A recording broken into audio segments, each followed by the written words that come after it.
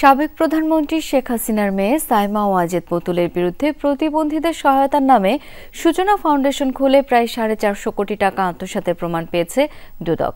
একই সঙ্গে 930 কোটি টাকার বেশি সন্দেহজনক লেনদেনের তথ্য পেয়েছে প্রতিষ্ঠানটি। এসব অভিযোগে পুতুলের বিরুদ্ধে মামলা করেছে দুদক। অর্থ লোপাটের সহযোগী হিসাবে এই মামলায় আসামি হিসেবে আছেন সাবেক মন্ত্রী, এমপি, এনবিআর চেয়ারম্যান, ব্যবসায়ী সহ 35 জন। নতুন ব্লেন্ডে আরো রিচ অ্যারোমায় সেলন ফ্যামিলি ব্লেন্ড টে।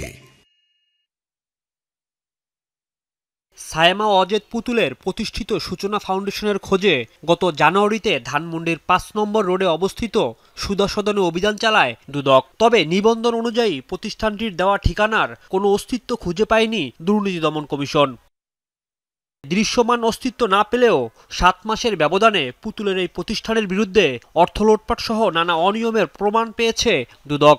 নথির তথ্য বলছে, সূচনা ফাউন্ডেশনের নামে 450 কোটি টাকা আত্মসাৎ এবং 930 কোটি টাকার বেশি সন্দেহজনক লেনদেন করেছেন সাবেক প্রধানমন্ত্রীর মেয়ে সাইমা ওয়াজেদ। সূচনা ফাউন্ডেশনের 14টি ব্যাংক হিসাবে মোট লেনদেনের পরিমাণ 930 কোটি 97 লক্ষ 73,959 টাকা।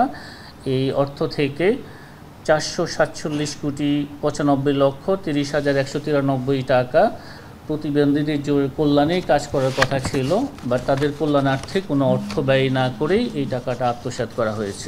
মামলার এজাহারে বলা হয়, 8 ব্যবসায়ী সূচনা ফাউন্ডেশনের অর্থ দিয়ে বিগত সরকার থেকে অনৈতিক সুবিধা নিয়েছে।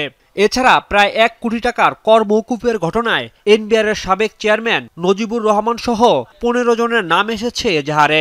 সূচনা ফাউন্ডেশনে সাইমা ওয়াজেদের সহযোগী হিসেবে ছিলেন 10 জন সাবেক এমপি, মন্ত্রীও।